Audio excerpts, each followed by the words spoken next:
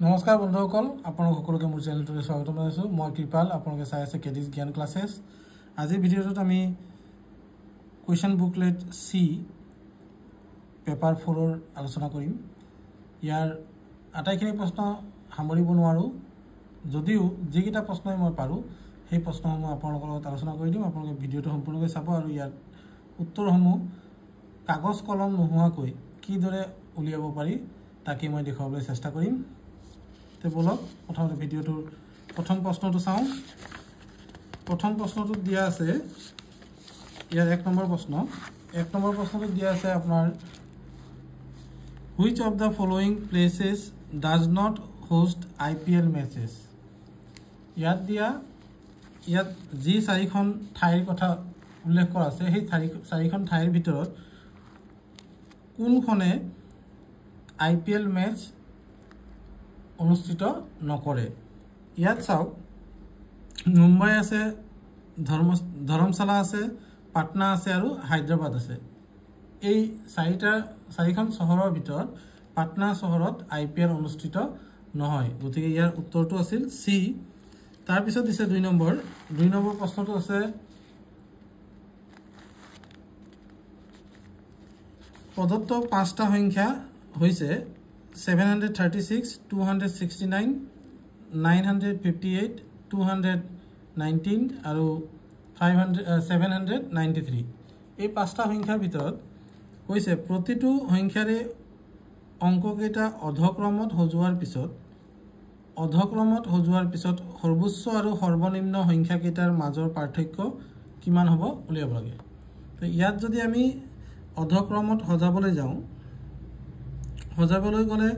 এই পাঁচটা সংখ্যা নতুন একোটা সংখ্যা হ'ব সেই সংখ্যাবোৰৰ আটাইতকৈ ডাঙৰটো আৰু আটাইতকৈ সৰুটোৰ পাৰ্থক্য কিমান হেতুকে আমাক ইয়াত উলিয়াবলৈ কৈছে যদি এনে ধৰণৰ প্ৰশ্ন হয় তেতিয়া কি কৰিব ইয়াত কাগজ কলমৰ কথাটো আহাৰ আগতে আপোনালোকে কি চাব আটাইতকৈ ডাঙৰ সংখ্যাটো কোনটো হ'ব 985 হ'ব এই যে সংখ্যাটো দিয়া আছে এই সংখ্যাটোৰ অধক্ৰমত সজালে হ'ব 985 ই আটাইতকৈ ডাঙৰ হ'ব এটো হ'ব 973 এটো হ'ব 921 এটো হ'ব 962 আৰু এটো হ'ব 763 এতিয়া 985 ৰ পৰা 763 ইয়াক যদি আপুনি বিয়োগ কৰে তেতিয়া কি হ'ব 985 763 এতিয়া 5 ৰ 3 গল থাকিল 2 তাৰ পিছত 900 ৰ পৰা 700 বিয়োগ কৰিবটো গতিকে 200 থাকিব অৰ্থাৎ 2 অপচন থকা একক স্থানত 2 থকা এটো এটা আছে গতিকে এ অপচনটো ইয়াৰ শুদ্ধ উত্তৰ হ'ব চাওক কাগজ কলম নোহোৱাকৈ আপোনালোকে মুখে ইয়াৰ উত্তৰ উলিয়াব পাৰিব ঠিক সেইদৰে 3 নম্বৰ প্ৰশ্নটো চাওক 3 নম্বৰ প্ৰশ্নটো আপোনালোকে হয়তো সকলোৱে শুদ্ধই কৰিছে identify the correct definition of verb ক্ৰিয়াপদৰ সঠিক সংজ্ঞাটো লিখিবলৈ দিছে বিচাৰিব দিছে naming words things description words action words joining words আপোনালোকে জানে যে ভাৰ্ব মানে কি ভাৰ্ব মানে হল অ্যাকশন ওয়াৰ্ডস তাৰ মানে যিবোৰ শব্দই কোনো এটা কাম কৰা বা হোৱা বুজায় তাকে কি বুলি কোৱা হয় ক্ৰিয়া বুলি কোৱা হয় অৰ্থাৎ অ্যাকশন ওয়াৰ্ড হ'ব ভাৰ্বৰ ডেফিনেশনটো হ'ব অ্যাকশন ওয়াৰ্ড সি অপশনটো হ'ব ইয়াৰ শুদ্ধ উত্তৰ এই 4 নম্বৰ প্ৰশ্নটো চাওক 4 নম্বৰ প্ৰশ্নটো আপোনালোকে কি উত্তৰ দিছিলে কমেন্টত জনাব এই 4 নম্বৰ প্ৰশ্নটো উত্তৰটো উলিয়াওতে আপোনালোক বেছি সময় নালাগে চাওক ইয়াত যেটো ভগ্নাংকৰ ৰূপত দি থোৱা আছে 1 + 2√2 + 3√3 আৰু ইয়াত তলত যেটো দিছে তলত দিয়াটো চাওক 2 + 6√3 + 4√2 এয়া চাওক ওপৰটো আৰু তলৰটোৰ মাজত মিল এটা আছে ইয়াত এই যে তলৰ যেটো সংখ্যা দিছে ইয়াক যদি আপুনি সজাই লয় 2 + 4√2 লিখে পিছত 6√3 লিখে তেতিয়া হলে কি হ'ব 2 এটা কমন লোৱাৰ লগে লগে এই ওপৰটো আৰু এই তলত থকা সংখ্যাটো কি হ'ব কেনসেল যাব তলত কি থাকিব কল 2 থাকিব তো 1/2 1 + 1/2 মানে কি হৈ যাব 3/2 হ'ব সি অপশনটো ইয়াৰ কাৰেক্ট आंसर হ'ব তো ইয়াত চাওক মই কৈ দিওতে আপোনালোক হয়তো খুকুজা লাগিব পাৰে কিন্তু আপোনালোকক মই কি কৈছোঁ সেই কথাটো মন কৰিব মই এবাৰ দেখুৱাই দিওঁ কাৰণ মুখেৰে ক'লে আপোনালোকৰ অলপ অসুবিধা হৈ যাব সেয়েহে বস্তুটো মই যদি আপোনালোকক কৰি দেখুৱাই দিওঁ তেতিয়াহ'লে আপোনালোকৰ ডাউটটো ক্লিয়াৰ হৈ যাব চাওক ইয়াত যেটো প্ৰশ্ন দি আছে সেই প্ৰশ্নটো ধ্যান দিব প্ৰশ্নটো আছে 1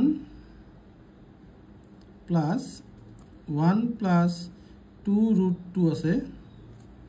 plus 3 root 3 আছে এই তলত দিয়া আছে তলত দিয়া এইটো এই সংখ্যাটো এইটো যেটো ৰাখি দি আছে এই ৰাখিটোক মই অলপ সজাই দিম সজাই লিখিম কেনেকৈ 2 plus 4 root 2 লিখিম যেহেতু root 2 টো মাজত আছে গতিকে ঠিক সেইদৰে লিখি দিছোঁ যাতে আপোনালোকক বুজাত সহজ হয় এতিয়া চাব ইয়াৰ পিছৰ লাইনটোত মই কি কৰিছোঁ 1 plus ওপৰত যেটো আছে মই ব্ৰেকেটত লিখি দেখুৱাইছোঁ চাওক 2 root 2 plus 3 root 3 এতিয়া এই তলৰ যেটো ৰাখি আছে তাৰ পৰা মই প্ৰতিটো পদতে দুই এটা কি আছে উৎপাদক আছে দুইটো উৎপাদক যদি মই কমন লৈ লওঁ তেতিয়া ইয়াত থাকিব প্ৰথমটোত থাকিব 1 পিছৰটোত থাকিব 2 root 2 তাৰ পিছত থাকিব 3 root 3 এটা চাওক ব্ৰেকেটৰ ভিতৰত থকা অংশখিনি কি হয় একেই গতিকে কেনসেল কৰি দিলে একে সংখ্যাৰ যদি এটা সংখ্যাক যদি সেই একে সংখ্যাৰে হৰণ কৰে তেতিয়া কি হয় 1 পায়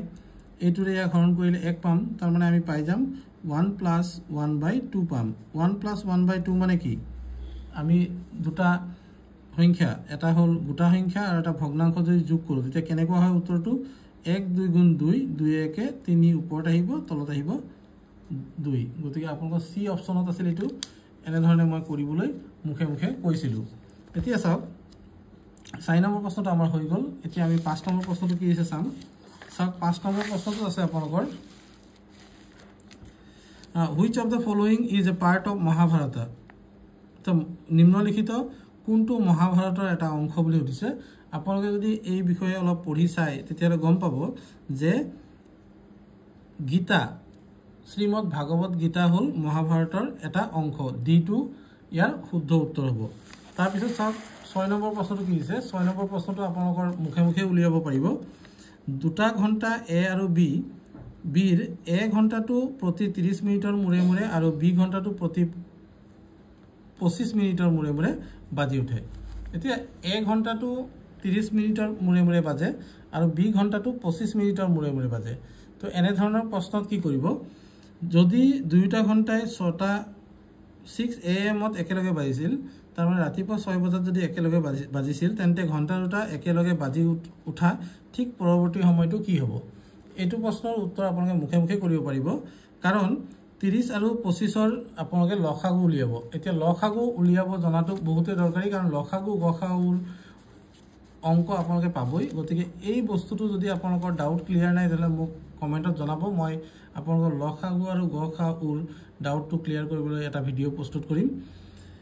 প্ৰথম কথাটো হল 30 আৰু 25 ৰ দুইটা সংখ্যাৰে বিভাজ্য আটাইতকৈ সৰু সংখ্যাটো হল 150 তো 150 মিনিটৰ পিছত দুইটা ঘণ্টাই একেলগে বাজিব 150 মিনিট মানে হল 2 ঘণ্টা 30 মিনিট গতিকে যদি 6টা বজাত বাজিছে আৰু 2 ঘণ্টা 8টা বাজিব আৰু 30 মিনিট 8টা 30 ৰাতিপুৱা 8টা 30 ত অৰ্থাৎ 8:30 AM ত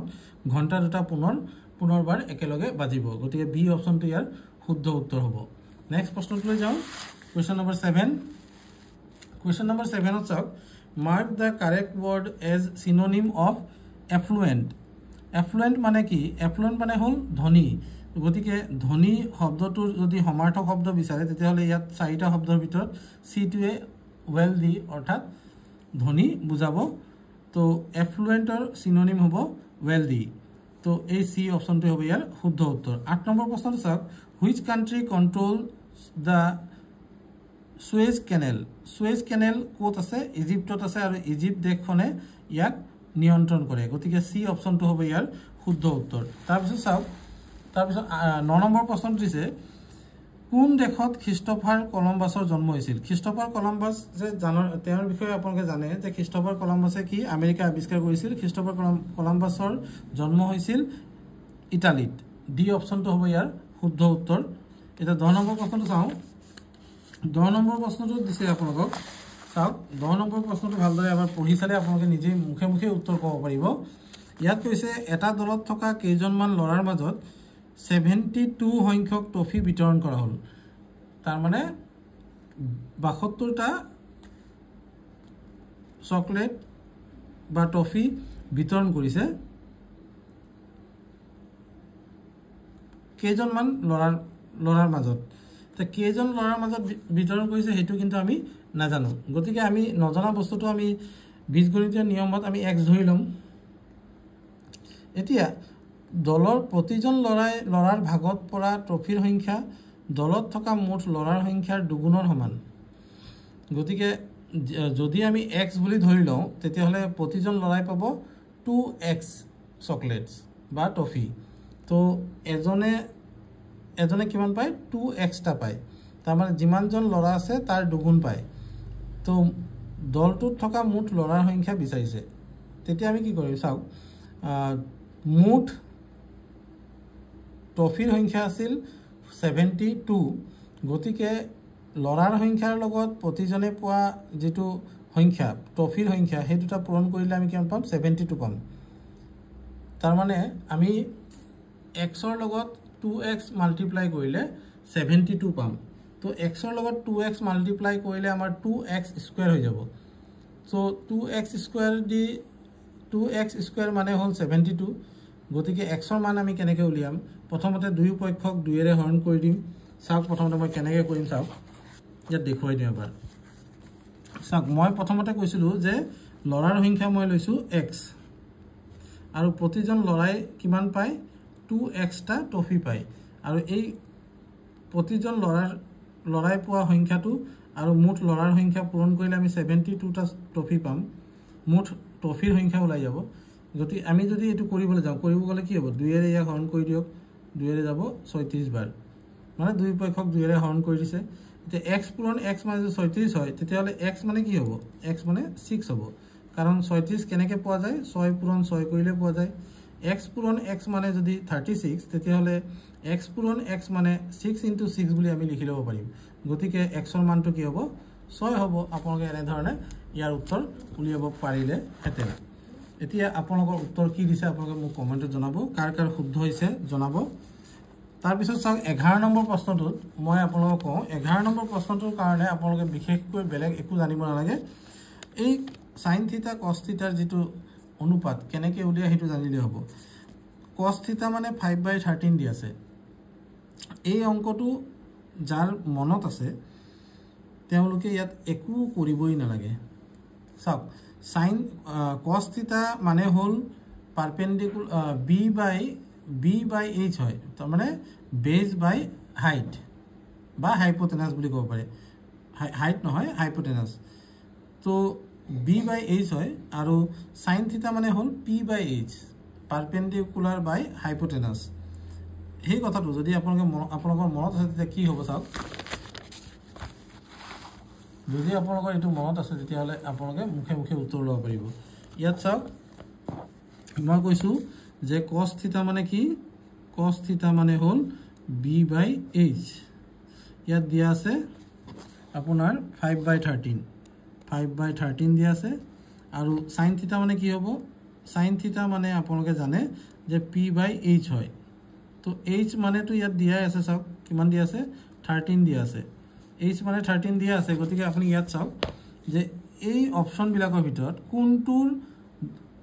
হৰ 13 আছে মানে তলত কাৰ 13 আছে এই সি অপচনটো 13 আছে গতিকে এই সি অপচনটোৱে হ'ব আপোনালোকৰ 11 নম্বৰৰ শুদ্ধ উত্তৰ তো বন্ধুসকল এনে ধৰণৰ ভিডিঅ'বোৰ চাই থাকিব বাবে চেনেলটো সাবস্ক্ৰাইব কৰি ল'ব আৰু লগৰীয়া বন্ধু বান্ধৱীৰ লগত শেয়াৰ কৰিব যাতে তেওঁলোকেও দুই এটা কথা শিকিব পাৰে মই বহুত বেছিকৈ এডিটিং কৰিবলৈ বা অন্য ধৰণৰ বিষয়সমূহত সময় নষ্ট নকৰি আপোনালোকলৈ এই ভিডিঅ'সমূহ প্ৰস্তুত কৰি যোৱাৰ মন মেলিছো আৰু মই নিশ্চিত হৈছো যে মই আগন্তুক যিমান দিন পাৰো এনে ধৰণৰ ভিডিঅ'বোৰ আপোনালোকক এই ইউটিউবৰ মাধ্যমেৰে দি যাম ভিডিঅ'টো চোৱাৰ বাবে সকলোকে ধন্যবাদ জনাই আজি ভিডিঅ'টো ইয়াতে সামৰিছো থ্যাংক ইউ